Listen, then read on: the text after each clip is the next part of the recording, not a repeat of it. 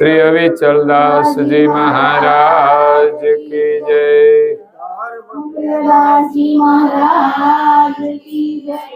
सत केवल साहेब आजू बाजू सौने सत केवल साहेब, सत केवल साहेब।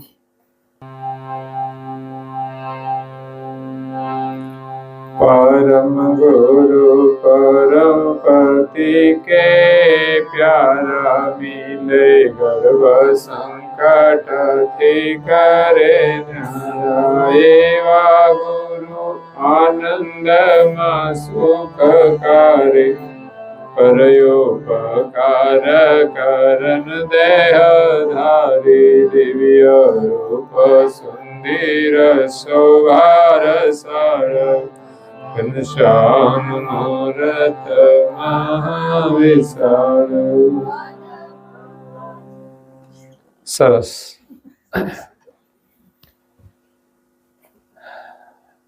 प्रेम भक्तजनों, ज्ञान संप्रदायना अध्यस्थापक अनंत ब्रह्मांडाधीश विश्वनियंता सकर्ता सतकैवलना परम विशेषांश अनंत अंशोना तारणहार परम मोक्षना दाता सर्वज्ञ दिव्य परम गुरु श्रीमद करुणासागर महाराज ना पट शिष्य द्वितीय आचार्य पूज्यपाद श्री नारायणदासजी महाराज श्री प्रातःकाल उपासना अंतर्गत गुरु महिमा ने विषय परम गुरु नो महिमा समझावता कहे छे कि परम गुरु परम पति के प्यारा मिले गर्भ संकट थी करे न्यारा। मनुष्य जीवन में आत्म कल्याण करवा माटे गुरुनी परम आवश्यकता छे। गुरुनी कृपा विना कोई पण जीव भवसागर तरी शकतो नथी। एटले भवसागर तरवा माटे गुरुनी जरूर छे। एमां मनुष्य जीवन रूपी आ नाव मळ्युं छे आपणने। मनुष्य शरीर सिवाय पण कोई शरीर थी आपणे भवसागर तरी शकता नथी। एटले भवसागर तरवा माटे मानव देह रूपी आपणे नाव मळ्युं छे, परंतु सफर करवा माटे नाव में बेसीने आपणे भवसागर पार थवानुं छे, परंतु नावना नाविक विना पण आ मुसाफर भव पार थई शकता नथी। आपणे नाव चलावता आवडतुं नथी, एटले नाविकनी पण जरूर छे। આપણે ઘણીવાર ફરવા જઈએ છીએ, ત્યાં નાવમાં બેસીએ છીએ, પણ એનો ચલાવનાર નાવિક ના હોય તો આપણે એમાં સફર કરી શકતા નથી। એટલે આ માનવ શરીર રૂપી નાવ મળ્યું છે, ભગવાને આપણને આપ્યું છે, પણ એને ચલાવવાની કળા પણ આપણે શીખવી પડશે। नावना नाविक ये अपना सदगुरु छे, परम गुरु छे। एने अपनी नावनु सुकान सौंपवानुं छे।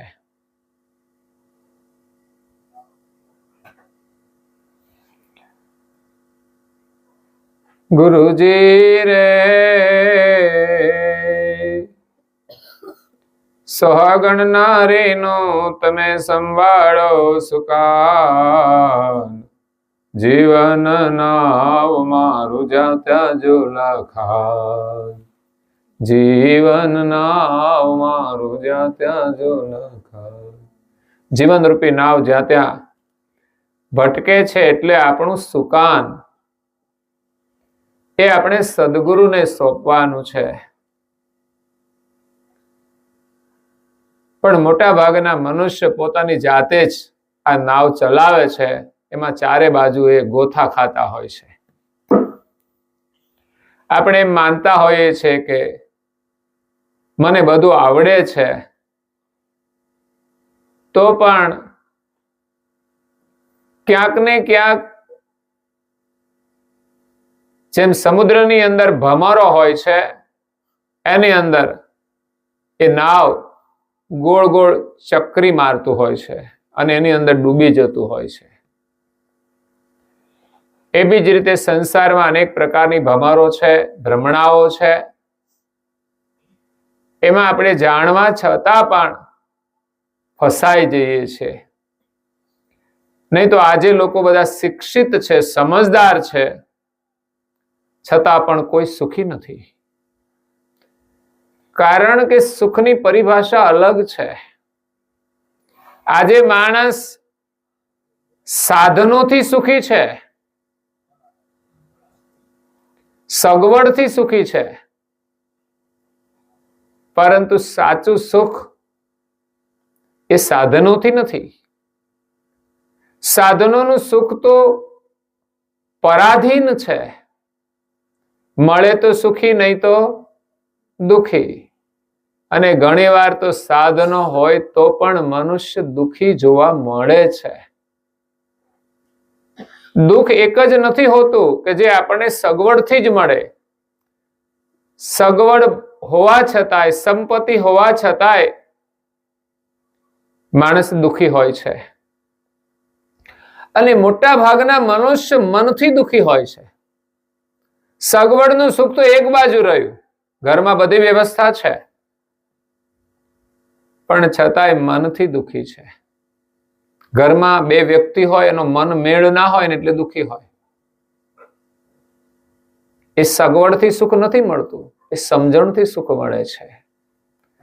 અને જ્યારે સમજણ હોય છે ત્યારે સગવડ પણ એક બાજુ રહી જાય છે. સમજણ હોય તો સગવડની એટલી જરૂર નથી પડતી. જૂના સમયની અંદર ક્યાં સગવડો હતી, છતાં પણ માણસો આજના કરતા વધારે સુખી હતા. આપણે તો માત્ર એમાં જ વિચારીએ કે પેલા લોકો બહુ દુખી હતા, કોઈ સગવડ નહોતી.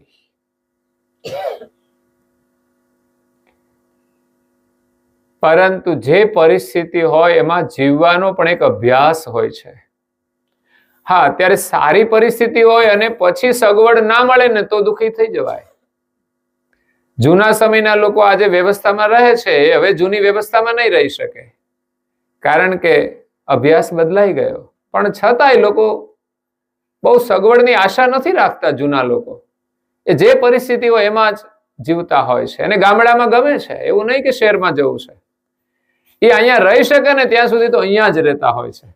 આ તો ના છૂટકે જવું પડે તો જ જવાનું, બાકી એ લોકો ત્યાં આરામથી રહે, અમે અહીંયા આરામથી રહીએ. કારણ કે એને બહુ સગવડની જરૂર નથી, એને સુવિધાની જરૂર નથી. એટલે સાચું સુખ એ મનની શાંતિથી મળે છે. અને મનને શાંતિ માત્ર સગવડથી જ નથી મળતી. એક સગવડ થાય તો બીજી માગે છે, બીજી થાય તો ત્રીજી માગે છે. કાં તો જે મળ્યું છે એને ભોગવવાનો વિવેક ના હોય તો પણ માણસ દુખી છે. જેટલી સગવડ વધારે હોય છે એટલી સમસ્યાઓ પણ વધારે આવે છે. એટલે ઓછામાં ઓછી જરૂરિયાતથી આપણે જીવી શકીએ ને એટલા જ આપણે સુખી છીએ. મહાન તપસ્વી રઘુરામ મહારાજ શ્રી પાસે શું સગવડ હતી તમે કહો? એની પાસે કોઈ બેંક બેલેન્સ નહોતું, 1 રૂપિયો પણ એની પાસે બેલેન્સ નહોતું. એની પાસે કોઈ મકાન પણ નહોતું. અને કપડા માત્ર જરૂરિયાત પૂરતા અને માત્ર 2 જોડી, એક પહેરેલા હોય ને એક બદલવાના હોય, એ સિવાય ત્રીજી જોડી એમની પાસે કપડાય નહીં હોય,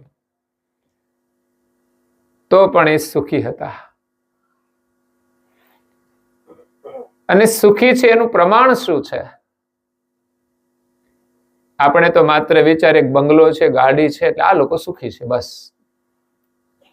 અને હોઈ શકે થોડા અંશે વ્યવસ્થાની દ્રષ્ટિએ સગવડ નથી તો દુઃખ હોય છે. ઠંડીની રક્ષા માટે પણ વ્યવસ્થા જોઈએ, ખાવા પીવા માટેની પણ વ્યવસ્થા જોઈએ, ગરમી થાય તો પણ વ્યવસ્થા જોઈએ. એટલે થોડું સુખ તો મળી જાય છે, પણ એ સગવડતાનું સુખ અંત સમયે કામ લાગતું. આ શરીર છોડીને જીવ જાય છે ત્યારે સુખી છે કે દુઃખી? ત્યારે દુઃખી હોય તો એને કઈ સગવડ કામ લાગશે? કોઈ જ નહીં. માત્ર હરિનામ ભગવતનું સ્મરણ કરે ને તો સુખ મળે છે, તો શાંતિ મળે છે. એ સિવાય સંસારના સાધનો બધા એની જગ્યાએ જ રહી જતા હોય છે. સગવડના જે સાધનો છે એના પૂરતું એ આપણને સુખ આપે છે, પણ બીજું દુઃખ આવે તો શું કરવાનું? મૃત્યુનું એક દુઃખ આવશે, એને નક્કી છે બધાને આવવાનું. બીજા દુઃખ તો પ્રારબ્ધ પ્રમાણે શરીર સારા હોય તો તકલીફ નથી ઘણી હોતી, ઘણાને છે તો એ દુઃખ છે. આર્થિક સમસ્યાઓ પણ હોય છે, જરૂરિયાત પૂરતું ધન ના હોય તો પણ દુઃખી તો છે જ માણસ. ધનની પણ સમસ્યા હોય છે, કોઈની પાસે લાચારી કરવી પડતી હોય છે. ધન ન હોય અને સમસ્યા આવે, બીમારી આવે તો એનો ઈલાજ તો કરવો પડે. અને બીમારીઓ બહુ ભયંકર આવે છે. હવે તો ક્યારે કોને કઈ પ્રકારની બીમારી લાગી જાય કઈ કહેવાય નહીં. આ બધા દુઃખોમાંથી છૂટી શકાશે. માણસ જેવું જીવન જીવે છે એવી જ એની પ્રતિક્રિયા મળે છે, યાદ રાખજો. કોઈ વસ્તુ એમ જ નથી આવતી, કોઈ દુઃખ પણ એમ જ નથી આવતું, કોઈ વ્યવસ્થા કે સુખ પણ એમ જ નથી મળતું. માણસે કરેલા કર્મની પ્રતિક્રિયા જ છે. એમાંય હવે ભૂતકાળને ભૂલી જવાનું શું કર્યું છે? જે આવે એની સામે લડી લેવાનું છે. ભવિષ્યના સ્વપ્નાય બહુ આપણે છોડી દઈએ, પણ વર્તમાનને આપણે સારો બનાવીએ ને તો આપણું જીવન સુખી છે. ભૂતકાળના કર્મ અનુસાર જે પરિસ્થિતિ આવી હોય, પણ વર્તમાન આપણો સારો હોય ને તો આપણે સુખી છીએ. બીજાનું જોઈને આપણે દુઃખી નહીં થવાનું કે આને આટલું બધું છે, મારી પાસે કઈ નથી. બસ વર્તમાનમાં સારું ચિંતન કરીએ, સદપ્રવૃત્તિ કરીએ તો સગવડની એટલી જરૂર નથી સુખી થવા માટે. સારા ચિંતનની જરૂર છે. માણસ મધુર વાણી બોલે ને તોય સુખ મળે છે. એના માટે પૈસાની જરૂર નથી, એના માટે સગવડની જરૂર નથી. બસ થોડી સમજણ મળી જાય તો માણસ મધુર બોલીને ખુશ રહી શકે છે અને બીજાને પણ ખુશ કરી શકે છે. જ્યારે ધન મેળવીને માણસ બધા સુખી નથી થતા, કાં તો દુઃખી પણ થઈ શકે છે. જો ધન વાપરવાનો વિવેક ના હોય તો ધન મેળવીને પણ દુઃખી થવાનું. એ ધનની તમે કોઈને મદદ કરો તો એને પણ વાપરતા ન આવડે તો એ દુઃખી થવાના. એટલે જરૂર છે સમજણની. તો માનવ જીવન આપણને મળ્યું છે, તો સમજણ મેળવવા માટે જરૂર છે ગુરુના શરણની, ગુરુના સત્સંગની. જેને જેને પણ ગુરુ મળ્યા છે ને એ સુખી થયા છે. તપસ્વી રઘુરામ મહારાજની પાસે શું હતું? ગુરુનું જ્ઞાન હતું. એમણે તપશ્ચર્યા કરી તો એને સંતોષ ના થયો કે આ સિદ્ધિ તો મળી ગઈ, અને આજે તો થોડી પ્રસિદ્ધિ મળે તો માણસ ખુશ થઈ જાય કે હા દુનિયામાં મારી વાહ વાહ થાય છે, પણ એ તો હવા નીકળી જવાની. એ પણ સુખ નથી. છતાંય માણસ એના માટે બહુ બધું કરતા હોય છે. તપસ્વી રઘુરામ મહારાજ શ્રી એક મુદ્રા સિદ્ધ કરી 12 વર્ષ સુધી એક આસન ઉપર બેસીને એક મુદ્રા સિદ્ધ કરે ને તો લોકો તો એના ચરણોમાં પડી જાય. એ પૃથ્વીની અંદર ગમન કરી શકે, પણ એ મુદ્રાથી પ્રભાવિત ન થયા અને એમણે ગુરુની ખોજ કરી કે આ સિદ્ધિથી મને સંતોષ નથી.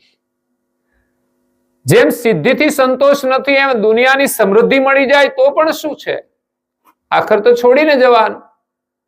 અને વધારે મળે તો શું આપણે બધું ભોગવી શકવાના છીએ?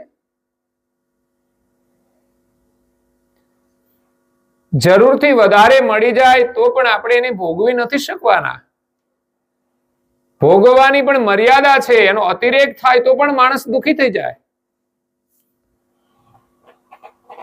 એટલે જરૂરથી વધારે મળે આપણને આપણા ભાગ્ય અનુસાર, પ્રપંચથી તો નહીં જ લેવાનું, પરંતુ મહેનત કરીએ ને પુરુષાર્થથી આપણા ભાગ્ય અનુસાર આપણને વધારે મળી શકે છે.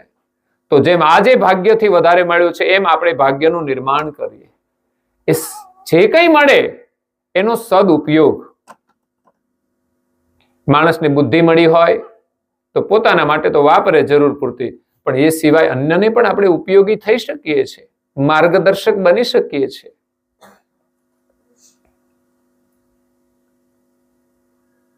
જેમ અમારા શિક્ષક ભાઈ બહેનો છે, નોકરી કરતા હોય તો એને સરકારી નોકરી હોય તો વધારે સારું હોય છે, પ્રાઇવેટમાં તો એટલો બધો લાભ નથી હોતો. તો એના શિક્ષણનો એ સેવામાં પણ ઉપયોગ કરી શકે છે. નોકરી તો એ કરે જ છે, એ પણ પ્રમાણિકતાથી કરે, નિષ્ઠાથી કરે કે આપણને જેટલું સરકાર વળતર આપે છે એટલું જ આપણે કામ કરવાનું. એવું નહીં કે ગમે ત્યારે રજા પાડી દઈએ. આજે પાડી દઈએ તો વાંધોય નથી, પણ ગણતરી ઉપર બધી થતી હોય છે. એનું લોસ આપણને થશે, ગમે ત્યારે થશે, ગમે તે રીતે થશે. એટલે કોઈ જરૂરી કારણ સિવાય આપણે કામ છોડવું ના જોઈએ. એટલી નિષ્ઠા કાર્યમાં હોવી જોઈએ. અને આ બધા જ મારા બાળકો છે, તો આપણે જેટલા આપણા બાળકોને ભણાવવા માટે ચિંતા કરીએ એટલી ચિંતા એક એક બાળકની આપણને થાય, કારણ કે આપણી જવાબદારી છે. મારી શાળાનું હોય કે મારા ક્લાસનું હોય, રિઝલ્ટ સારું આવે બધા બાળકો. અને બને તો બધા બાળકોની પરિસ્થિતિને પણ જાણવી જોઈએ. એમાં કોઈ દુઃખી બાળક હોય, જરૂરિયાતમંદ હોય તો યથાશક્તિ મદદ પણ એમને કરવી જોઈએ. એટલે એમની પાસે જે શિક્ષણ છે એનો એ સદુપયોગ પણ કરી શકે. જે નબળા બાળકો હોય એના ઉપર ધ્યાન આપીને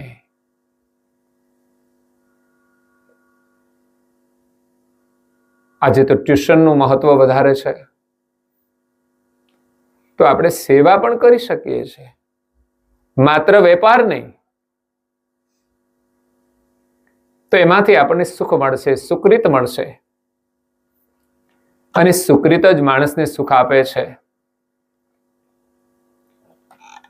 એટલે આપણે બધું ભોગવી નથી શકતા, ગમે તેટલું મળી જાય. પણ આપણા જીવનમાં એક મર્યાદા રાખે કે બસ આટલું તો પર્યાપ્ત છે. પછી વધારે આપણે પદાર્થોનો ઉપયોગ કરીએ છીએ તો એના ગુલામ બની જઈએ છીએ. પછી એના વગર ચાલતું જ નથી. તો આપણું જીવન એની અંદર જ ખતમ થઈ જાય છે. આ જીવન શા માટે મળ્યું છે એનો પણ વિચાર કરવો જોઈએ. માત્ર ખાવા પીવા, હરવા ફરવા અને પરિવારના પોષણ માટે જ નથી મળ્યું. સામાન્યમાં સામાન્ય પરિવાર પણ આ ક્રિયા કરે છે. અને જેની જે પરિસ્થિતિ આવશે એમાં એ કરવાના જ છે. એવું નહીં આટલું જરૂરી જ છે.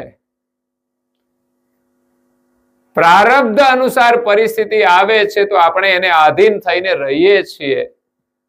તો સારું હોય ત્યારે પણ થોડી મર્યાદા અને સંયમમાં રહીને આપણે જીવીએ તો જીવન જીવવાનો બહુ આનંદ છે.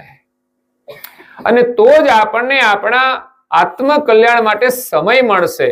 થોડી આપણે સેવા કરીશું, થોડું સ્મરણ કરીશું, થોડું ભજન કરીશું, અત્યારે આપણે લાભ એ જ લેવાનો છે અહીંયા, પણ આપણને તો એ લાભમાં બહુ ઇન્ટરેસ્ટ ઓછો હોય છે. વાતો કરીએ થોડી, સમય ચાલ્યો જાય છે, પણ જેટલું આપણે સ્મરણ કરીએ કેટલો આનંદ આવે છે, એનાથી કેટલી આપણને સમજણ મળે છે.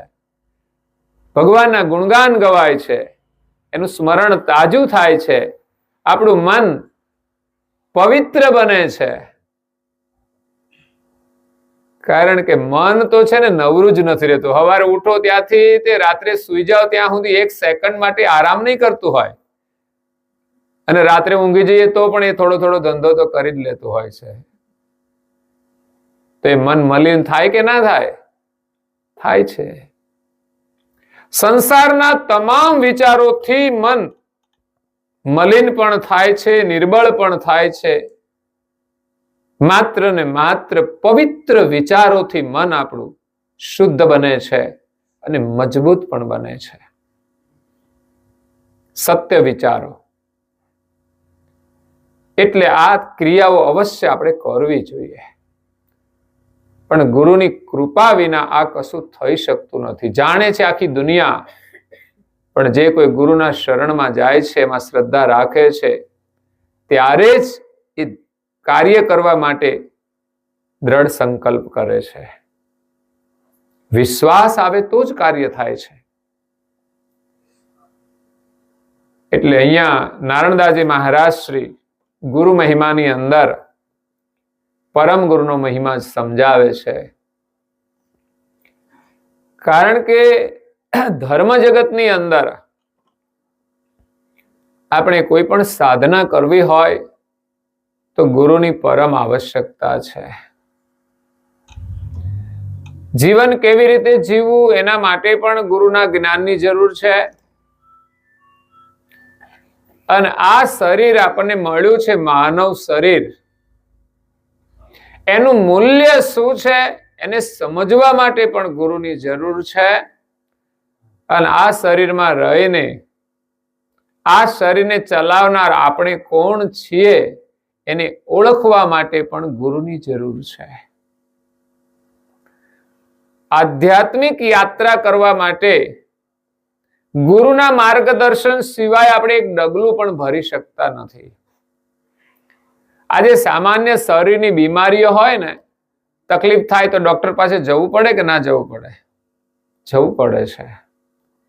એવી જ રીતે આ શરીરની અંદર શરીરને ચલાવનાર જે ચૈતન્ય અંશ છે, એનું જે જ્ઞાન છે એ બહુ જ ગુપ્ત છે.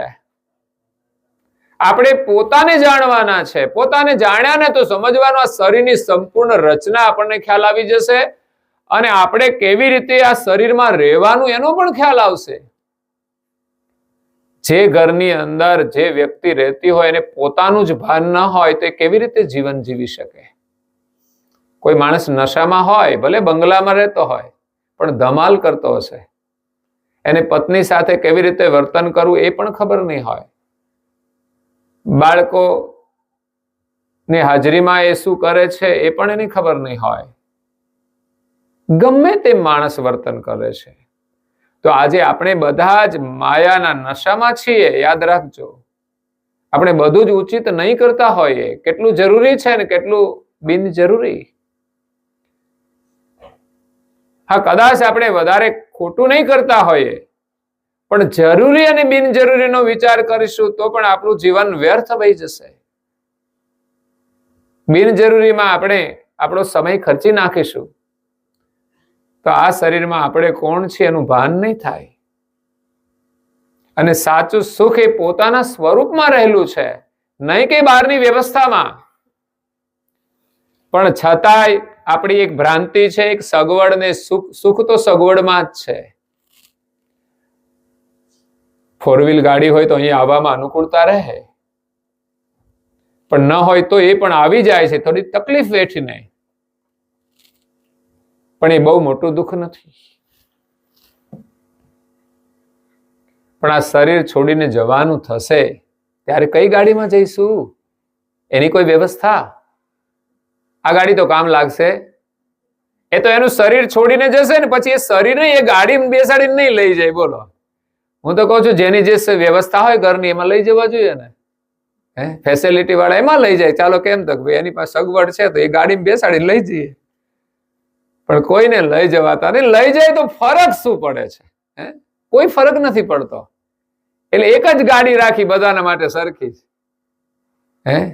નનામી એક જ સરખી પાલખી બધાના માટે છે. તો પછી શું બધું આ ક્યાં સુધી આ બધી વ્યવસ્થા છે?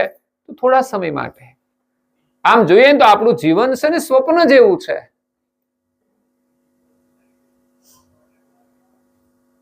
સ્વપ્નની અંદર જે કંઈ હોય, સ્વપ્ન અંત આવે એટલે ખતમ થઈ જાય. કોઈ મહત્વ જ ના રહે. સુખ હોય કે દુઃખ બધું જ ખતમ. એમ આપણી વ્યવસ્થા બધી બહુ ઓછા સમય પૂરતી છે.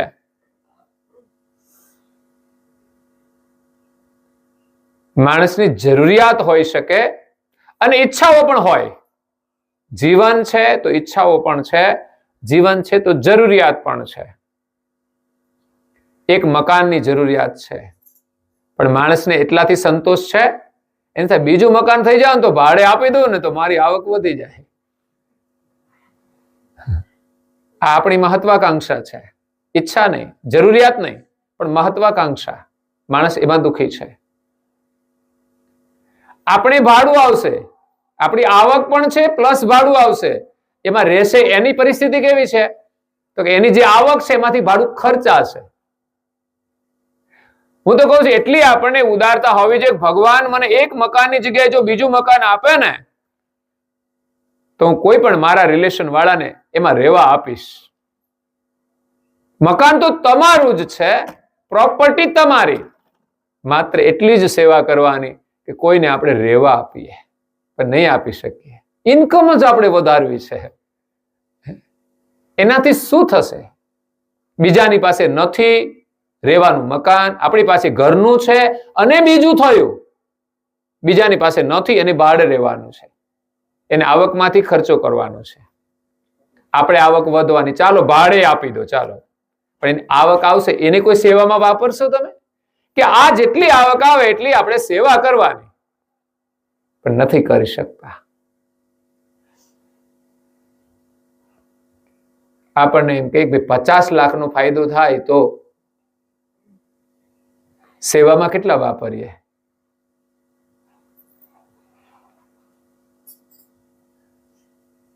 એક ભાઈ મને કે મને 50 લાખ મળશે ને એટલે હું 2 લાખ તો મંદિરમાં આપી દઈશ. કે 50 લાખે તમે 2 લાખ આપી દેશો? હું તો એમ કે 50 લાખ મને તો 49 લાખ આપી દો. બોલો, 1 જ લાખ તો આપણે મળ્યા જ છે ને. તો પણ સેવાની આટલી ઉમદા ભાવના હોવી જોઈએ. જેટલો આપણને લાભ ભગવાન આપે, બીજાની દ્રષ્ટિએ આપણે સારું જ છે, તો આપણે આ સારું કામ કરવાનો પણ એક અવસર છે. જો ન હોય ત્યારે ન કરી શકીએ તો ન હોય તો કરી શકવાના છે, તો ન કરી શકીએ તો ન હોય તો થવાનું જ નથી. એટલે જરૂરિયાત છે વર્તમાન સમયની. ઈચ્છાઓ પણ હોઈ શકે, પણ મહત્વાકાંક્ષા આપણી જરૂરિયાતથી વધારે ના હોવી જોઈએ. નહીં તો આપણે જીવનમાં ક્યારેય સુખી થવાના નથી. એ જ મહત્વાકાંક્ષાઓની અંદર આપણે આ બધું છોડીને ચાલ્યા જવાના. આપણે ઘણું બધું વધારતા જ જઈએ, પણ આખર બધું છોડીને ચાલ્યા જઈએ તો સાથે લઈ જવાનું આપણે શું કર્યું? આપણી જરૂરિયાતથી વધારે મળે ત્યારે ભજન કરવાનું વિચારવું જોઈએ કે હવે તો આપણે કોઈ ચિંતા નથી ઘરમાં, તો થોડી વાર આ કરીએ. જ્યારે પરિસ્થિતિ સારી ના હોય ને ત્યારે માણસને સમય ના મળે. આર્થિક સમસ્યા હોય તો પણ માણસ સમય ના કાઢી શકે. પણ જ્યારે સારું હોય, પછી નિવૃત્તિ હોય, છોકરાઓ વેલ સેટ થઈ જાય તો શું કરવાનું? માનું જીવન મળ્યું છે તો આત્મચિંતન કરવાનું છે, ભગવત સ્મરણ કરવાનું છે, ભગવાનના ગુણગાન ગાવાના છે, સત્સંગ શ્રવણ કરીએ, સ્મરણ કરવાનો અભ્યાસ કરીએ. જીવનમાં અદ્ભુત શાંતિ મળશે. રઘુરામ મહારાજ એક આસન ઉપર 12 વર્ષ કેમ બેઠા છે? આપણે 12 મિનિટ નથી બેસતા. 12 વર્ષ નહીં, 12 મહિના નહીં, 12 દિવસ નહીં, 12 કલાક નથી બેસી શકવાના. આપણે માત્ર 12 મિનિટ બેસવાનું છે. ગુરુ દીક્ષા લીધી હોય, ગુરુ મંત્ર મળ્યો હોય, તે મંત્ર કોઈ સામાન્ય વસ્તુ નથી. પણ આપણે પૈસાનું સ્મરણ કરીએ છીએ, પણ મંત્રનું સ્મરણ નથી કરતા. 12 મિનિટ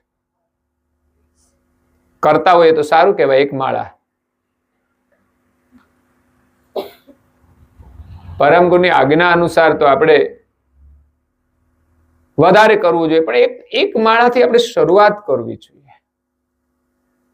આપણે દીક્ષા લીધી છે અને દીક્ષામાં ગુરુએ મંત્ર આપ્યો છે. આ કોઈ સામાન્ય ચીજ નથી. 14 લોકની સમૃદ્ધિ કોઈ આપી દે ને તોય ઓછી પડે, તોય આ મંત્ર ના મળે. મંત્ર તો તમારી કોઈ લાયકાતથી તમને મળ્યો છે, તમારા સમર્પણ ભાવથી મળ્યો છે. આજે બધા વડીલો જે ભક્તિ કરી છે ને, એ પછી ના જન્મમાં પણ આ વસ્તુ એને મળી જાય છે. કેમ કે આ જન્મમાં એને એનું મૂલ્ય કર્યું છે. આજે મંત્ર મળ્યો હોય પણ તિજોરીમાં મૂકી રાખ્યો હોય, પછી બીજા જન્મે ના મળે, કારણ કે તમે ઉપયોગ જ નથી કર્યો. તો પછી તો માનવ જન્મ મળવોય મુશ્કેલ છે. જે મનુષ્ય માનવતાનું જીવન જીવે ને એને જ ફરી માનવનું શરીર મળે. પણ જે પશુની જેમ જીવે, પ્રાણીની જેમ જીવે, તો પછી એ જ સંસ્કાર અનુસાર, એ જ પ્રકૃતિ અનુસાર મનુષ્યને પ્રાણીનું શરીર મળે છે. એનો જેવો સ્વભાવ એ પ્રમાણેનું પછી એને શરીર મળે છે. લોકો માનતા હોય છે કે ભાઈ મનુષ્યના મનુષ્ય બને, પ્રાણીના પ્રાણી બને, પણ એ શરીરમાંથી શરીર નથી બનતું. માણસની જેવી પ્રકૃતિ હોય એવું એને શરીર મળે છે. માણસની જેવી વૃત્તિ હોય, પ્રકૃતિ જો દાનવની હોય તો એને માનવનું શરીર આપીને શું કરવાનું? આજે આતંકવાદીઓ છે, મરી જાય તો એને માનવનું શરીર મળે?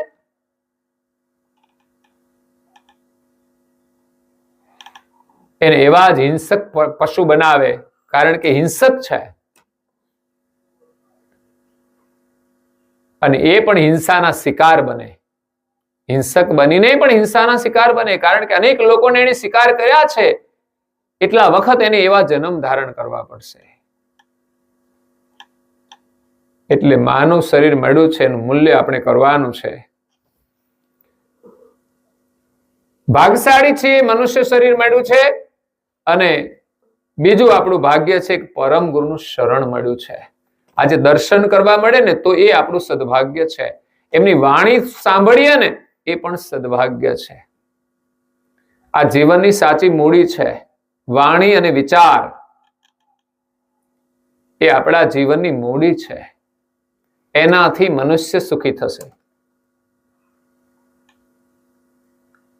સાધનો છે જરૂરી, પણ વિચારો સારા નહીં હોય તો માણસ સુખી નહીં થાય. પૈસા તો લોકો પ્રપંચ કરીને પણ કમાય છે, પણ ઘરમાં શાંતિ નથી હોતી. જે લોકો મહેનત કરી અને ધર્મ સાથે જીવન જીવે છે એ લોકો સુખી છે. એટલે આધ્યાત્મિક યાત્રા કરવા માટે ગુરુની જરૂર છે. અહીંયા નારણદાસજી મહારાજ શ્રી ગુરુ મહિમાની અંદર 4 પ્રકારના ગુરુનું આગળ વર્ણન કર્યું છે કે ધર્મ જગતની અંદર સમસ્ત વિશ્વમાં જે કોઈ ગુરુ પરંપરાઓ હોય એમાં ગુરુના 4 પ્રકાર આવે છે. પહેલા ગુરુ છે પ્રોક્ષ ગુરુ, જે આપણને અહીંયા કહે કે તમે આ ક્રિયાકર્મ કરો અને તમને સ્વર્ગ મળશે. એ જીવને ખબર નથી હોતી, પછી મળ્યું કે નહીં, એ કર્મનું ફળ શું છે એ ખબર નથી હોતી. પણ એવી ભાવનાથી જે કોઈ કર્મ કરે છે એ પ્રથમ પ્રકારના ગુરુ છે.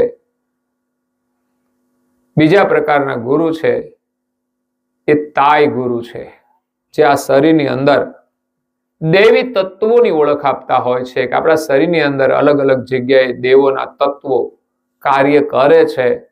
એ દેવોના અલગ અલગ મંત્ર છે, એનો જપ કરો તે દેવો તમારું કાર્ય કરે છે. અને એની જો તમે ભક્તિ કરો, આ મૃત્યુલોકના સુખની ચાહના છોડીને તો એનું ધામ પણ મળી શકે છે. પરંતુ જ્યાં સુધી જીવ આ સંસાર સુખની ચાહના કરે છે ત્યાં સુધી આ લોક છોડીને એ કોઈ લોકમાં જઈ શકતો નથી. અને આ લોકના સુખની ચાહના એ એમના કર્મ અનુસાર એને સુખ મળે છે. જેને જેટલું આપીએ એટલું આપણને પાછું મળે છે. એટલે નથી આપણે કોઈની સેવા કરતા, આપણે કોઈને આપીએ ને તો એનો બદલો આપણને પાછો મળી જાય છે. પણ આ તો એક રિઝર્વમાં આપણે મૂક્યું છે, બેલેન્સમાં મૂક્યું છે. એટલે કોઈના ઉપર આપણે ઉપકાર કંઈ જ નથી કરતા. તો અહીંયા બીજા પ્રકારના ગુરુ, પછી આવે ત્રીજા પ્રકારના. બે પ્રકારના ગુરુથી આ જીવ છે ને આ સંસાર ચક્રમાં જ ફર્યા કરે. થોડું સુખ મળે એને, એ ગુરુના જ્ઞાનથી, કોઈ ધાર્મિક ક્રિયા કરવાથી લાભ મળે છે, પણ એ ચક્રમાંથી છૂટી નથી શકતો. જ્યારે ત્રીજા પ્રકારના ગુરુ એ સદગુરુ છે, જે આપણને આપણા શરીરની અંદર રહેલું આપણું જે સત્ય સ્વરૂપ, સત્ય એકમાત્ર આપણું સ્વરૂપ છે. કેમ? બીજું બધું દેખાય છે ખરું, પણ એ સત્ય નથી. સત્યનો મતલબ છે છતાંય કેમ સત્ય નથી? છે એ સત્ય છે, પણ એનું અસ્તિત્વ રહેવાનું નથી, માટે સત્ય નથી. આજે જે કંઈ દેખાય છે, આજે 100 વર્ષ પછી આમાં ઘણું બધું નહીં જ હોય. આ દેખાય છે શરીરો પણ નહીં હોય, એનું અસ્તિત્વ નહીં હોય. મકાનો બદલાઈ જશે. 100 વર્ષ પહેલાના મકાનો હવે બધા બદલાવા માંડ્યા છે. એટલે જેનું જેટલું આયુષ્ય હશે એટલું રહેશે, પછી અસ્તિત્વ નથી રહેતું. ઘણી વસ્તુઓ 200-500 વર્ષની જૂની હોય છે, પણ છતાં એનું અસ્તિત્વ કાયમ નથી, બદલતું જ રહે છે. એટલે આ દુનિયામાં જે દેખાય છે એ કંઈ જ સત્ય નથી. માત્ર આપણે આવ્યા, શરીર મળ્યું છે, એના નિર્વાહ માટે જે જોઈએ એટલું જ આપણા માટે જરૂરી છે. તો પછી આ દુનિયાનું આપણે ચિંતન કરીએ કે દુનિયાનું કંઈ પણ મેળવીએ, એનું કોઈ મૂલ્ય જ નથી. એનું મૂલ્ય એટલું છે કે આપણને મળ્યું હોય એમાંથી પણ આપણે કોઈને મદદરૂપ જો થઈ જઈએ ને તો એનું પુણ્ય પાછું મળે. એ પણ લૌકિક જ હોય છે.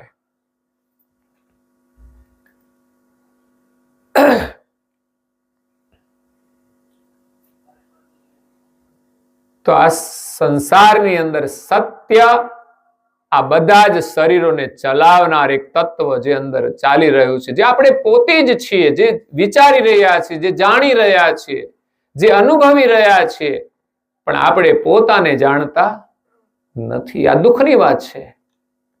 બધું જ કરીએ છીએ પણ આપણે પોતાને નથી જાણતા. એ જ મોટું દુઃખ છે. તો એને ઓળખવા માટે એ સદગુરુની જરૂર છે. સદગુરુ એના અનુભવી છે. કોઈ લખવાથી સદગુરુ બની જતું નથી. જેણે આ શરીરમાં પોતાના સ્વરૂપનો અનુભવ કર્યો છે, જેને કોઈ ભય નથી, તપસ્વી રઘુરામ મહારાજ, એને કોઈ જ દુઃખ નહોતું. છેલ્લે શરીર છોડીને સ્વેચ્છાએ ગયા, એને ક્યાં જવાનું છે એ પણ એને ખબર હતી. તો એ સદગુરુના સ્થાને બિરાજેલા છે, કારણ કે પોતાના સ્વરૂપને જાણી લીધું અને બીજા પરમ ગુરુને પણ એને ઓળખી લીધા. તો પરમ ગુરુની કૃપાથી એ તો પરમ ધામને પ્રાપ્ત થઈ ગયા. હવે ત્યાં એ અખંડ સુખ ભોગવશે. ત્યાંથી આખા વિશ્વનું એ દર્શન કરી શકશે. આપણે તો એક એક ચીજ માટે દોડીએ છીએ અને દુઃખી થઈએ છીએ, છતાં એ આપણી તો થવાની નથી, રહેવાની નથી. જરૂર હોય એટલો ઉપયોગ જ કરવાનો છે, બાકી ભેગું કરીને શું કરવાના? કોઈ માણસ મોટો બિઝનેસ કરે ને કરોડો રૂપિયા કમાઈ જાય, એની જરૂર કેટલી છે? બાકી બધું સામ્રાજ્ય પાછળ જેના ભાગમાં છે એ ભોગવશે. બાકી એ પોતાના હાથે જો કંઈ સારું કામ કરીને જાય તો પાછો એને લાભ મળે. એટલે મનુષ્ય જીવન પોતાના સ્વરૂપને ઓળખવા માટે મળ્યું છે. એટલે એક વાર તો વિચાર કરવો જોઈએ કે આ શરીરમાં હું કોણ છું, એની પ્રાપ્તિ કેવી રીતે થાય. અને એનો માર્ગ આપણને પરમ ગુરુ બતાવે છે. તો અહીંયા ત્રીજા પ્રકારના સદગુરુ છે અને ચોથા પ્રકારના ગુરુ છે પરમ ગુરુ છે. આ અંશ પોતાને તો ઓળખી લે, પણ આ જગત જેને બનાવ્યું છે એ માલિકને ન ઓળખે ત્યાં સુધી એને સત્ય સુખ મળતું નથી. માલિકની સાથે એકતા ન કરે ત્યાં સુધી આ જીવ પાછો 84 ભટકી જવાની સંભાવનાઓ હોય છે. ઘણા બધા સુખી ને સમજદાર લોકો છે, છતાં પણ માણસ ક્યારે ભટકી જાય કશું ના કહેવાય. મન અને મતિ ક્યારે બદલાઈ જાય કશું ના કહેવાય. એટલે સ્વરૂપને ઓળખી લીધા પછી પણ આપણા માલિક કોણ છે, આ જગત કોણે બનાવ્યું, આપણને કોણે બનાવ્યા, આ જગતને ચલાવી કોણ રહ્યું છે, આ જગત કોઈ સામાન્ય નથી. અંશ પોતાના સ્વરૂપનો અનુભવ કરે ત્યારે એને કેટલું બધું સામર્થ્ય મળી જાય છે. પણ છતાંય જગતની જે રચના છે ને એ અદ્ભુત છે, એનો પાર નથી પામી શકતા. તો માલિકને પામવા એ કોઈ સામાન્ય કાર્ય નથી. સમર્થ પરમ ગુરુ સિવાય આ જગતના સર્જનહાર કોઈને પણ મળી શકે તેમ નથી. જેનો અંશ, આપણે બધા જેના અંશ છીએ ત્યાં મેળાપ કરાવે, એની સાથે એકતા કરાવે, અંશી પદમાં એકતા કરાવે. અંશી પદ એટલે આપણે બધા જ સર્જનહારના અંશ છીએ અને સર્જનહાર અંશી છે. એ સર્જનહાર જે સ્થાને બિરાજેલા છે, અચલ સ્થાન છે, એ પરમધામ છે. અંશી પદ એટલે બધા અંશોનું ઘર છે. આપણું સાચું ઘર એ કૈવલ ધામ છે, અંશી પદ છે. અહીંયા ખોટી મમતા રાખીને આપણે ફસાઈ જઈએ છીએ. હા, આપણું ઘર હોય આપણું માનીએ, પણ અહીંયા રહેવાના નથી. થોડા સમય માટે જ છીએ, એટલા સમય પૂરતો આપણો અધિકાર ખરો જ. ભગવાનની કૃપા કહેવાય કે આપણે એક મકાન હોય તો આપણે સામાન બધે બદલવો ના પડે ને વધારાનું ભાડું ના ભરવું પડે. એટલે આપણું ઘર આ શરીર પણ નથી, આ મકાન પણ નથી, એક મિલકત છે, વ્યવસ્થા છે. ન આપણે મકાનમાં રહેવાના, ન આપણે આ શરીરમાં રહેવાના. સમય પૂરો થઈ જશે, શ્વાસ બંધ થઈ જશે તો છોડીને ચાલ્યા જવાના. મિલકત પણ રહી જશે જ્યાંની ત્યાં જ. તો આપણે ઘર બીજું ધારણ કરવું પડશે. પછી કયું મળશે? પછી આવો નવો બંગલો નહીં મળે તો? બધી ફેસિલિટી નથી હોતી બધા ઘરમાં.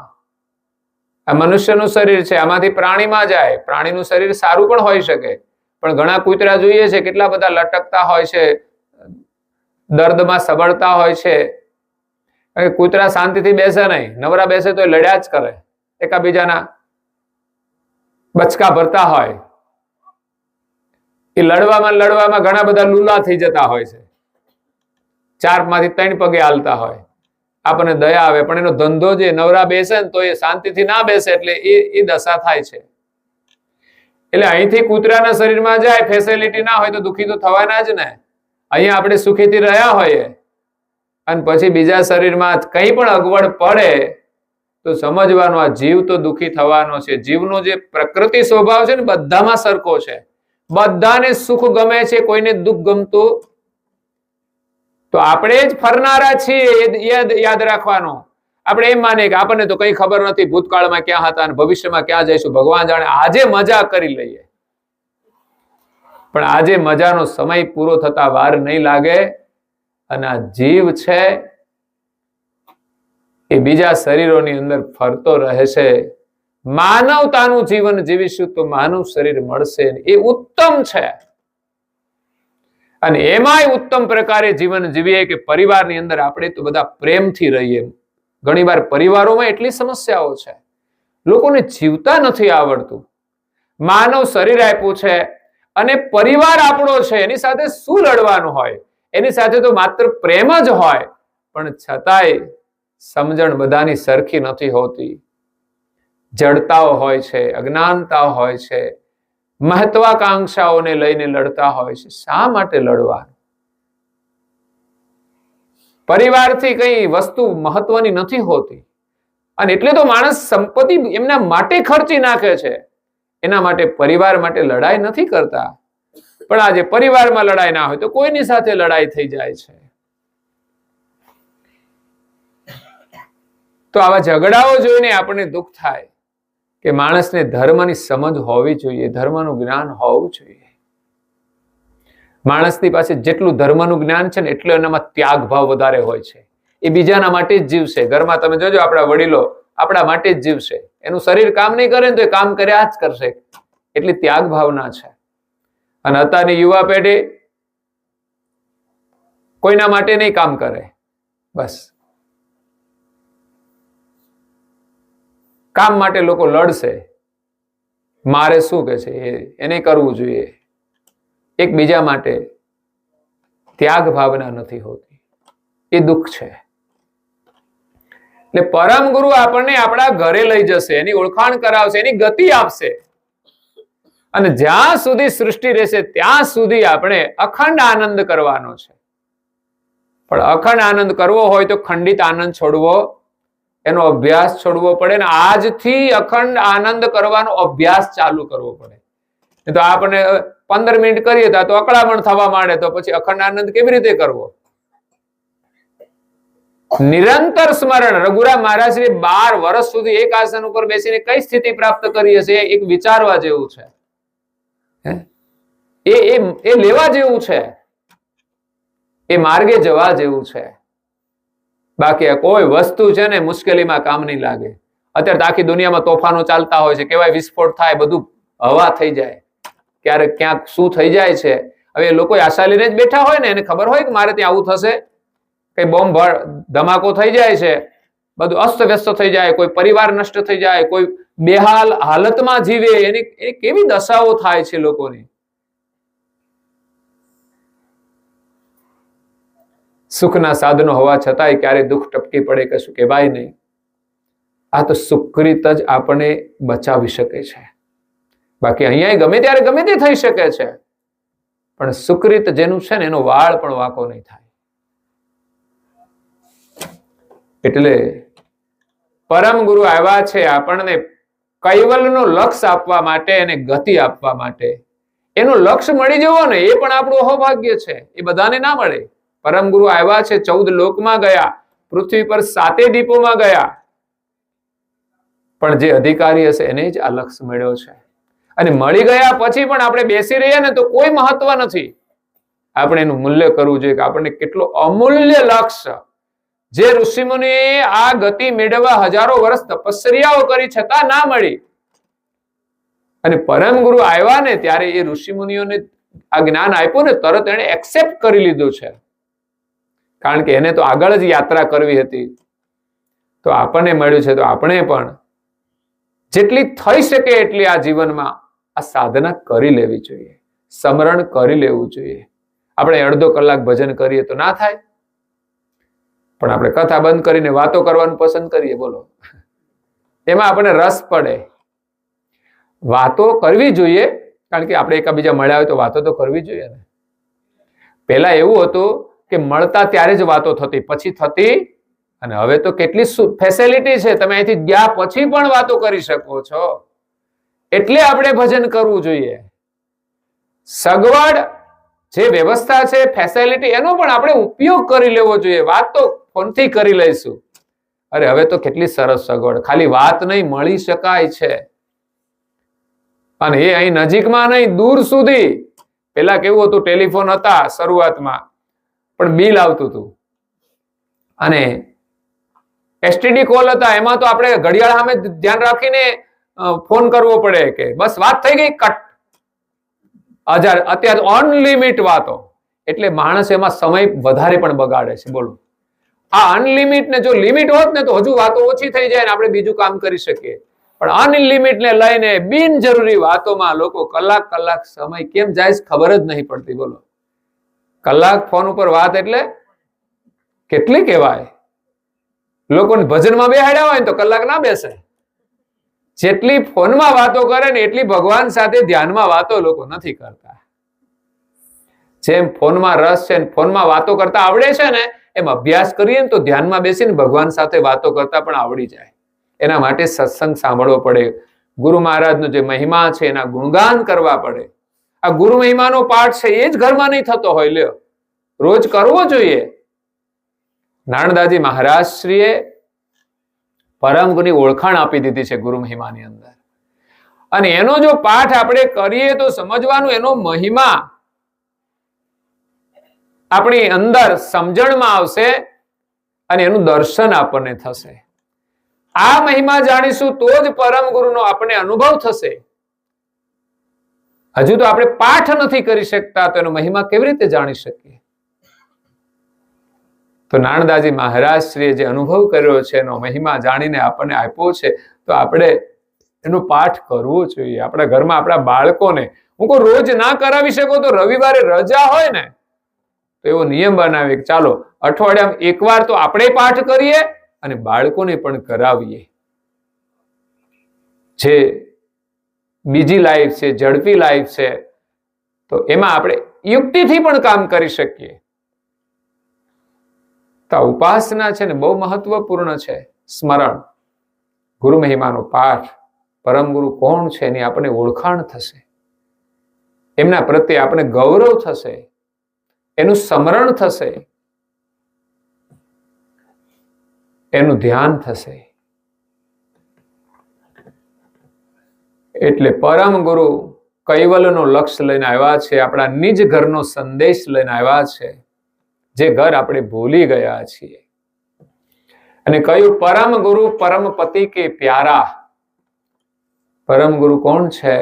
તો કે વિશ્વના જે સર્જનહાર છે એને સૌથી વિશેષ પ્રિય છે, પરમ પ્યારા છે. એ હંમેશા એના સાનિધ્યમાં જ રહે છે. પરમ ગુરુ કરતા માલિકને એક ક્ષણ માટે પણ ભૂલતા નથી. તો જે છોકરાઓ મા બાપને યાદ કરે એ જ એમને વાલા લાગે કે ના લાગે? પછી પતિ પત્નીનો સંબંધ હોય તો એમાં પણ એકબીજાને જે પ્રેમ રાખતા હોય એ પ્રિય લાગે છે. એમ પરમ ગુરુ એ માલિકના પ્યારા અંશ છે, પરમ પતિ કે પ્યારા. અને એવા પરમ ગુરુ જેને પણ મળે મિલે ગર્ભ સંકટથી કરે ન્યારા. પરમ ગુરુની એકતા માલિક સાથે છે. એટલે પરમ ગુરુને જે કોઈ મળે અને એમની આજ્ઞા પ્રમાણે એ જીવન જીવે, પરમ ગુરુ સાથે જો કોઈ એકતા કરે તો એની એકતા માલિક સાથે થઈ જાય છે. પછી એને જન્મ મરણના ચક્રમાં દુઃખી થવું પડતું. ગર્ભ સંકટથી કરે ન્યારા. મોટામાં મોટું આ જીવને દુઃખ સૃષ્ટિની ઉત્પત્તિ થઈ ત્યારથી એ દુઃખી છે. એ કોઈ વ્યવસ્થાના અભાવમાં નહીં. અહીંયા કોઈની વ્યવસ્થા નથી તો કોઈ દુઃખ જ નથી. તમે આ મકાનમાં રહો તો રહેવાનું છે, અને કદાચ 1 કરોડના બંગલામાં રહો તોય રહેવાનું છે ને. એમાં કોઈ વધારે સુખ ત્યાં નથી મળતું કે અહીંયા કોઈ દુઃખ નથી. તમારે જોઈશે ખાવાનું, એ મળી જશે તો કોઈ દુઃખ નથી. ઠંડી લાગે તો મકાન કરતા વધારે વ્યવસ્થા, સગવડ, જે સાધનો જોઈએ હોય તો આમાંય કઈ દુઃખ નથી. એટલે દુઃખ છે આ જીવને જન્મવાનું ને મરવાનું, ગર્ભ સંકટનું. ગર્ભની અંદર શરીર આવે છે. જે શરીર ધારણ કરવાનું હોય એ શરીર ગર્ભમાં તૈયાર થાય છે. તો શરીર ગર્ભમાં તૈયાર થાય છે, એમાં જીવ પણ એ પ્રકૃતિના ગર્ભમાં છે. આ શરીર છોડીને ગયો એને કઈ ખબર છે? ગયો ને ગર્ભમાં, એ જતો રહ્યો ગર્ભમાં. એ જે વાસના લઈને ગયો ગર્ભમાં, એની વાસના અનુસાર એનો માટે કોઈ શરીર તૈયાર થાય છે, ત્યાં એમને જવાનું છે. તો આ ગર્ભમાં જીવાત્માને દુઃખ છે, એને પોતાનું ભાન નથી ત્યાં સુધી આ જીવ ગર્ભમાં છે, ત્યાં સુધી એ દુઃખી છે. પિતા બુંદ સિર ગર્ભ કે જોન લહે જન કોઈ, કહે રાજા કે રંક હી ખરા અજાણ્યા દોય. રાજા હોય કે રંક, આપણે બધા રંક છીએ અને બ્રહ્માંડના દેવતાઓ બધા રાજા છે, એ પણ પોતાના સ્વરૂપથી અજાણ છે અને આ પ્રકૃતિના ગર્ભમાં જ છે. એ નથી પોતાને જાણતા કે નથી પોતાના માલિકને જાણતા. ત્યાં સુધી એ પણ પૂર્ણ સુખી નથી. એને પણ જન્મ અને મરણ છે. યાદ રાખજો, એવું નથી કે દેવતાઓ છે એને જન્મ મરણ નથી, એ સુખી છે. આપણે એમ હોય કે આપણે અહીંથી દેવલોકમાં જઈએ તો સુખી થઈ જઈએ, પણ દેવલોકનું સુખ કેવું? મૃત્યુલોકના સુખમાં અને દેવલોકના સુખમાં એટલું જ અંતર છે કે અહીંયા એક માણસ ગરીબ છે અને એક અમીર છે, એટલો જ ફરક છે, બીજું કઈ નહીં. એને થોડી સગવડ વધારે છે, એ માને છે કે હું આનાથી સુખી છું. એટલે દેવલોકમાં પણ સુખ નથી, ત્યાં પણ મૃત્યુ છે જ. જો બ્રહ્માંડના દેવતાઓને દેવલોકની અંદર પણ જો મૃત્યુ આવતું હોય તો આપણે ક્યાં સલામત રહેવાના? બ્રહ્મા વિષ્ણુ મહાદેવ એને પણ મૃત્યુ લાગુ પડે છે. એનાથી ઉપર આદ્ય શક્તિ છે, એની પણ મૃત્યુ લાગુ પડે છે. એક આદ્ય પુરુષ નિરંજન છે, એની ઉત્પત્તિ થઈ, હવે એનો અંત આવ્યો એટલે સૃષ્ટિનો અંત છે. બાકી બધાને નીચે અવધિ કાળ લાગે છે, મૃત્યુ આવે છે, પણ એના આયુષ્ય બહુ મોટા છે.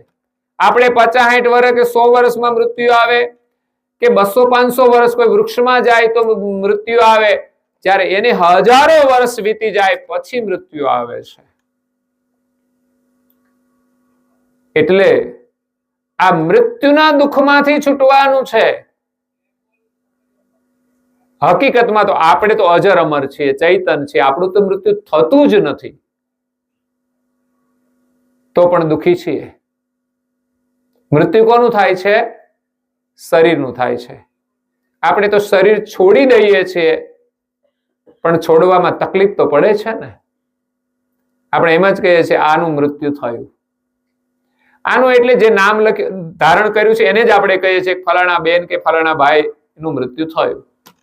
તો ભાઈ એ શરીરનું નામ હતું, એનું જ મૃત્યુ થયું, એમાં રહેનારાનું મૃત્યુ નથી થયું, પણ એને પોતાને જાણ નથી. એટલે શરીર છોડવાનું પણ એક દુઃખ હોય છે. મૃત્યુ સમાન દુઃખ છે. શરીર આસાનીથી નથી છૂટતું, કારણ કે જીવે આ શરીરમાં રહીને જેટલી વાસના એને ભેગી કરી છે ને, એટલું જ એને દુઃખ છે. આપણી ઘરમાં એક વસ્તુ તૂટી જાય તો દુઃખ થાય છે કે નહીં? માનો સરસ વસ્તુ લાવ્યા, કિંમતી વસ્તુ હોય અને હાથમાંથી પડી કે કઈ કારણથી તૂટી ગઈ તો દુઃખ થાય છે. ઘરમાં એક દાગીનો હોય, ખોવાઈ જાય તો આ બધી જ જે વાસના છે અને આ બધું છોડીને જવાનું, એટલે જીવ દુઃખી થવાનો છે. આસાનીથી એનો જીવ આ શરીરમાંથી છૂટતો નથી, અને અહીંથી બીજે જઈને પણ એ વાસનામાં જ એને દુઃખી થવાનું છે. તો આ વાસના છોડી અને આપણે રહેવાનું, ખાવા પીવાનું પણ વાસના ના જોઈએ. અત્યારે માણસ એક વ્યસનનું સેવન કરતો હોય, એ જરૂરી છે, પણ છૂટે છે. બાકી ન લે તો થાય શું? કઈ નહીં થાય. જે નથી કરતા એ એમ જ માને છે કે આની કોઈ જરૂર નથી, પણ એ વાસનાથી બંધાયા છે. એવી જ રીતે આપણું બધું ખાવા પીવાનું પણ વાસનાયુક્ત બની જાય, એનું દુઃખ છે. ખાવાના કારણે પણ લોકો લડતા હોય છે, ઝઘડતા હોય છે. ખાવાનું મળે છે, પણ વાસના ના જોઈએ. વાસના માણસને જરૂરથી વધારે ખવડાવે, ગમે તેવું ખવડાવે, પછી રોડ ઉપર ગમે તે મળતું હોય તો એ લોકો ખાય. એ વાસના છે. બાકી માણસ ઘણા દિવસ સુધી ભૂખ્યા રહી શકે. જો ન મળે ને તો એક્સિડેન્ટલી કંઈ પણ બની જાય છે, ત્યાં વ્યક્તિઓ અઠવાડિયા પછી મળે ને કોઈ ખાવાનું ના આપ્યું હોય તો પણ એ જીવતી હોય છે. એટલે આપણે ગર્ભ સંકટમાંથી છૂટવાનું છે. વારંવાર ગર્ભમાં શરીર તૈયાર થાય કે પછી જે રીતે તૈયાર થતું હોય એ શરીરનો પણ એક ગર્ભ હોય છે, કે વાસના કહેવાય એને. એ વાસનાથી શરીર બંધાય છે. એમાં જ એ જીવ વાસના લઈને આવે છે. પ્રાણીનું શરીર બનતું હોય તો એ પ્રાણીની વાસના છે. તો એમાં આવનાર જે જીવ છે એ પ્રાણીની વાસના લઈને આવશે અને એમાં પછી મજા કરશે. હો, પાછો એને ખાવા પીવાની મજા આવશે. એમાં બીજો કોઈ આનંદ નથી. મનુષ્ય જેવો કોઈ ધર્મનો આનંદ નથી. માત્ર આહાર, નિંદ્રા, ભય અને પ્રજોત્પત્તિ, આ 4 ક્રિયાનો જ આનંદ છે. એટલે જીવ દશા કહેવાય આને. એ શરીરનું સુખ છે પણ સત્ય સુખ નથી. શરીરના સુખની અંદર કાયમ સુખ નથી હોતું. આ શરીરની આપણે ખબર છે ભવિષ્યમાં શું થવાનું છે.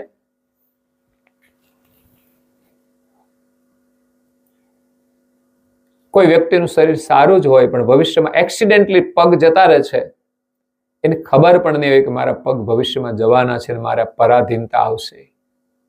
કોઈને પેરાલિસિસ થાય છે તો જ્યારે યુવાની હશે ત્યારે તો મસ્તમાં જીવતા હશે, પણ એને ભવિષ્યમાં ખબર નહીં હોય કે મારી આ પરિસ્થિતિ આવશે.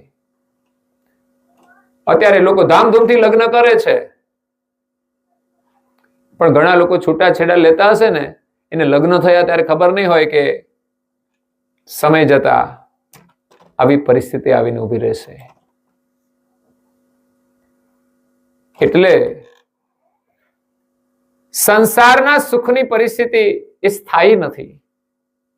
ગુરુ મહારાજના સાનિધ્યનું સુખ જેટલું મળશે એ જ સત્ય સુખ છે. તો પરમ ગુરુ જો આપણને મળશે તો આપણને ગર્ભ સંકટના દુઃખમાંથી મુક્ત કરી દેશે. વારંવાર જન્મવાનું, વારંવાર મરવાનું. જન્મે છે એ કોઈ હસતા હસતા આવે છે? આ તો એક માણસ માટે જોઈએ. બાકી તો બીજા પ્રાણીઓમાં કઈ સુખ તો નહીં જ હોય. માણસનું મૂલ્યાંકન કરીએ કે કોઈનો જન્મ થાય છે એ જન્મતાની સાથે રડવાનું જ શરૂ કરે છે. તો જે જન્મ આપે છે એ કઈ સુખથી જન્મ આપે છે? કોઈ સહજતાથી જન્મ આપે છે? એ પણ કેટલું કષ્ટ સહન કરે છે ત્યારે બાળકનો જન્મ થાય છે. એના ઉપરથી આપણે અનુમાન લગાવીએ કે આ અવસ્થા સુખદ નથી. બાળક જન્મ્યો ક્યાંથી? સુખમાંથી જન્મ્યો કે દુઃખમાંથી? દુઃખમાંથી જન્મ્યો છે. હા, પછી ઘરમાં ખુશી હશે, કષ્ટ બેઠા પછી પણ ખુશી હશે, પણ છતાં એ બાળક આપણને કાયમને માટે ખુશ નથી રાખતું. ક્યારેક દુઃખ આપે છે, ક્યારેક સુખ આપે છે. એને દુઃખને લઈને આપણે દુઃખી થઈએ છીએ, ક્યારેક એના વ્યવહારને લઈને દુઃખી થઈએ છીએ. એટલે સુખ દુઃખ તો જીવનમાં આવતા જ રહે છે. પણ સાચું સુખ આપણે બાળકને માત્ર વ્યવસ્થાનું નથી આપવાનું. સતી મદાલસા એમને જીવનનું સત્ય સમજાયું ત્યારે એમના બાળકોને એને જ્ઞાન આપ્યું છે કે જીવન શું છે અને જીવનનું ધ્યેય શું છે. શરીર છે તો શરીરનો ધર્મ તો પાળવાનો છે, પણ જીવન શા માટે મળ્યું છે એને એવું જ્ઞાન આપ્યું કે એને સંસારના સુખનો ત્યાગ કરી દીધો. સંસાર સુખ પ્રત્યે અભાવ થઈ ગયો અને સત્ય સુખની પ્રાપ્તિ માટે નીકળી ગયા, સાધના કરવા માટે. તો જે એની કુખે બાળક જન્મ લીધો એમણે સંકલ્પ કર્યો કે બાળકનો ફરી માતાના ગર્ભમાં ન આવવું પડે એવું હું એને જ્ઞાન આપીશ. એ મારું કર્તવ્ય છે. એ સંતાનો જે મોટા થયા અને સાધના કરી એ હંમેશના માટે સુખી થઈ ગયા. આપણે તો બાળકોને કદાચ થોડા સમય માટે આ જીવન પૂરતા સુખ આપીશું, સાધનો આપીશું. સુખી થશે કે નહીં એ તો ભગવાન જાણે, એની પાસે સમજણ હશે એ પ્રમાણે. પરંતુ સાચું સુખ એ ધર્મની સાધનામાં છે. જેટલા ધર્મના સંસ્કાર આપીશું એટલો આપણને ફાયદો થશે અને આપણા બાળકોને ફાયદો થશે અને આપણી ભાવિ પેઢીને ફાયદો થશે. આપણે જે પરિવારમાં જન્મ લીધો છે ને આજે સુખી હોય તો સમજવાનું કે આપણા માતા પિતાના જે કઈ સંસ્કાર, મિલકતો નહોતી જૂના સમયમાં લોકો પાસે. આજે જે બધા લોકો સુખી સંપન્ન છે ને એની એક જ પેઢી જોવે ને તો એટલી મિલકત કોઈની પાસે નહોતી. એ પ્રારબ્ધથી એને મળી ગઈ, પણ સુખી છે એનું કારણ એના સંસ્કાર છે. જો સારા સંસ્કાર ના હોત ને તો એ સંપત્તિ પણ એને સુખ ના આપી શકે. આજે સંપત્તિ હોવા છતાંય લોકો લડતા હોય છે, છતાંય દુઃખી હોય છે, કારણ કે એની પાસે સંસ્કાર નથી, એની પાસે સમજણ નથી. કોઈના પરિવારમાં જઈએ ને તો સગવડતા તો હોય છે, પણ બધા પ્રેમથી બેઠા હોય ને તો એમ લાગે કે આ સુખી છે. પણ ઘરે જઈએ ને તો દર્શન તો થાય કેવા મેચિંગ કેવું છે બધાનું. તમે તો બધા ફરતા હોય ખબર જ હોય, અને આમ ખબર ના પડે તો વાતોથી પણ તમે બધું મેળવી તો લો જ સમાચાર કેવી પરિસ્થિતિ છે. ત્યારે એમ થાય ઓહો ઠીક છે, ત્યારે આપણી ભ્રાંતિ દૂર થઈ જાય કે સુખી છે. એટલે પરમ ગુરુ મળ્યા છે આપણને, એનું આપણને ગૌરવ થાય, આનંદ થાય. કોઈ બેનના લગ્ન થાય ને એના ઘરવાળા બહુ સુખી હોય ને, બહુ ધનવાન હોય ને, તો એ ખુશ થઈ જાય, આહા મને તો બહુ સારું ઠેકાણું મળી ગયું. આ તો વિદેશમાં હોય, સારું ભણેલા હોય, આવા ઘણા બધા માધ્યમ હોય તો એ ખુશ થઈ જાય. એવી જ રીતે આપણને જીવનમાં પરમ ગુરુ મળી જાય ને, એની ખુશી પણ એનાથી અનેક ગણી હોવી જોઈએ. જેમાં સંસારમાં એક ખુશી હોય છે કે મને સારું પાત્ર મળી ગયું છે, પણ સારા પાત્રની પરીક્ષા તો ભેગા રહ્યા પછી થાય છે કે સારું છે કે નહીં. અત્યારે લગ્ન પહેલા લોકો ઓળખતા હોય છે, એની સાથે રહેતા હોય છે, પછી કદાચ જોડાઈ જાય છે, પણ પછી પણ સમસ્યાઓ થઈ જાય છે. બોલો, એટલે માણસને ઓળખવાનું કામ તો જ્યારે સાથે સંઘર્ષમાં રહે ને ત્યારે થાય છે. બાકી ઘણા એવા યુગલો હોય છે કે બંને એકબીજાને સમર્પિત થઈને રહેતા હોય, એના જીવનમાં આવતી પરિસ્થિતિનો સામનો બંને સાથે મળીને કરતા હોય છે. અને જેને જીવતા નથી આવડતું ને બે ભેગા થઈને સમસ્યાઓ ઊભી કરતા હોય છે. હવે પરિસ્થિતિ સામે કેવી રીતે લડી શકે? નહીં તો બે જણા સરસ મહેનત કરે તો એને ઘર ના હોય તો ઘર થઈ જાય છે, વ્યવસ્થા થઈ. એ ક્યારે થાય? બંને સાથે મળીને કામ કરે ત્યારે. અને બીજી પણ કોઈ સમસ્યાઓ આવે તો પણ એકબીજાને મદદરૂપ થાય તો જ એ સમસ્યાનું સમાધાન કરી શકે છે. પણ આ બધી જ સમજણ એ ગુરુના જ્ઞાનથી આવે છે, ગુરુની કૃપાથી આવે છે, ત્યારે જ આપણને સુખ મળે છે. તો પરમ ગુરુ પરમ પતિ કે પ્યારા, મિલે ગર્ભ સંકટથી કરે ન્યારા. આપણને મળ્યા છે, પણ હવે આપણે એની સાથે એકતા કરવાની છે, પૂર્ણ અનુભવ કરવાનો છે. લક્ષ્ય મળવો એ એક વસ્તુ છે, અને પરમ ગુરુને સંપૂર્ણપણે સમજીને એની સાથે એકતા કરવી, એની સાથે અખંડ પ્રીતિ કરવી, એમના પ્રત્યે શ્રદ્ધા જોડવી, એ મહત્વનું છે. તો એ રીતે આપણે પરમ ગુરુ સાથે એકતા કરીએ તો આ ગર્ભ સંકટ છે જન્મવાનું ને મરવાનું આપણું ટળી જશે. એ પરમ ગુરુ આપણને આપણી ઓળખાણ કરાવી અને પરમધામની અંદર એકતા કરાવે છે. અને પરમધામની પ્રાપ્તિ થાય ત્યારે જ આ જન્મ મરણનું જે ગર્ભ સંકટનું દુઃખ છે એ હંમેશના માટે ટળી જશે. કારણ કે આપણને પોતાનો અનુભવ થઈ જાય, હું તો ચૈતન છું, મારો જન્મ નથી, મારું મૃત્યુ નથી. અને કોઈ વાસના ન હોય એટલે શરીર ધારણ ના કરવું પડે.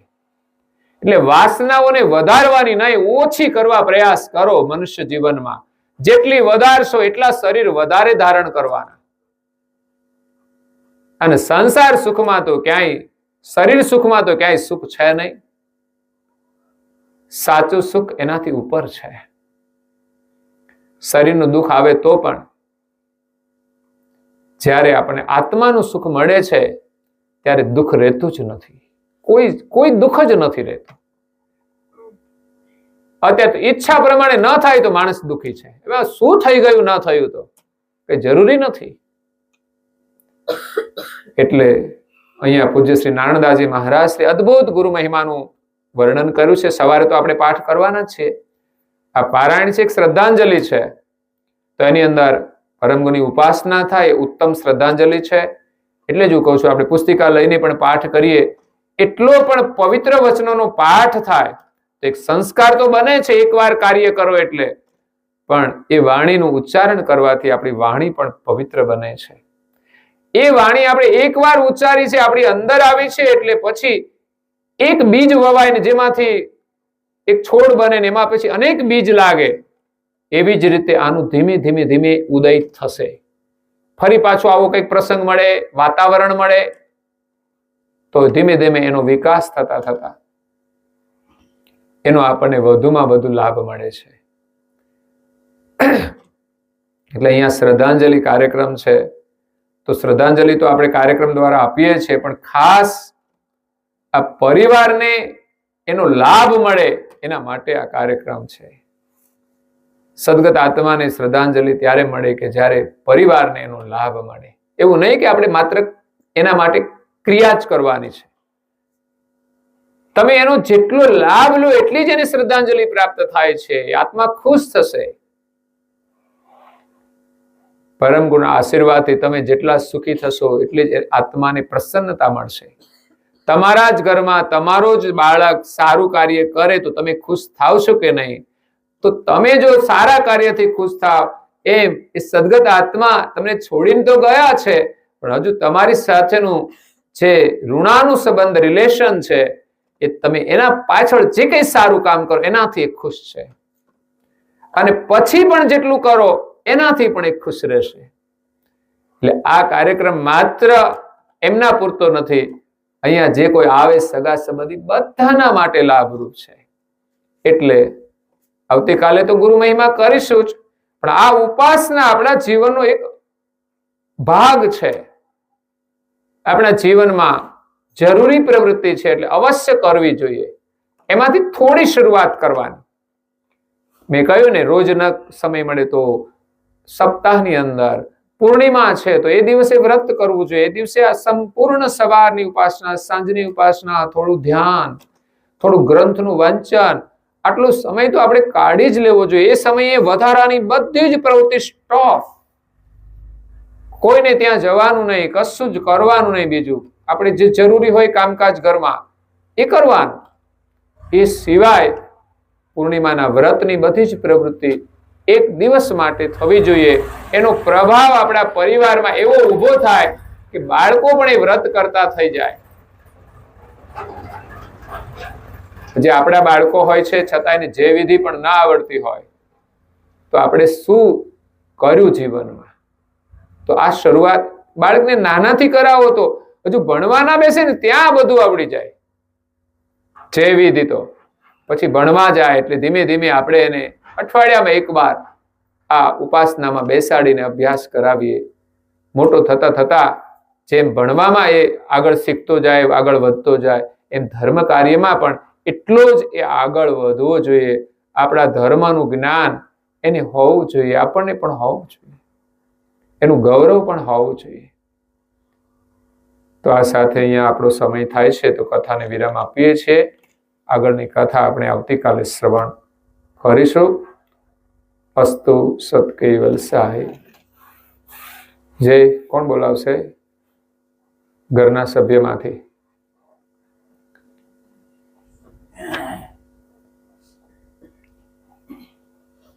આમ ગૌરવપૂર્વક બોલવાની. આમ ચાલો હું કરીશ.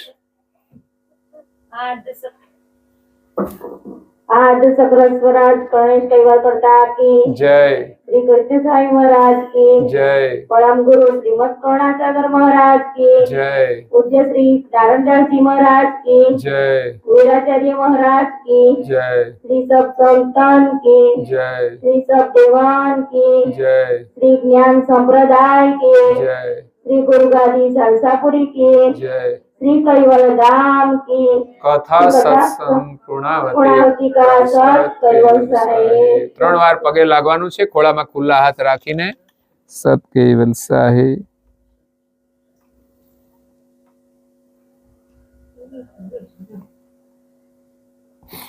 કેવલ હંસો સત કેવલ સાહેબ. બાજુ બાજુ પણ સૌને પ્રેમથી કહેજો સત કેવલ સાહેબ, સત કેવલ સાહેબ.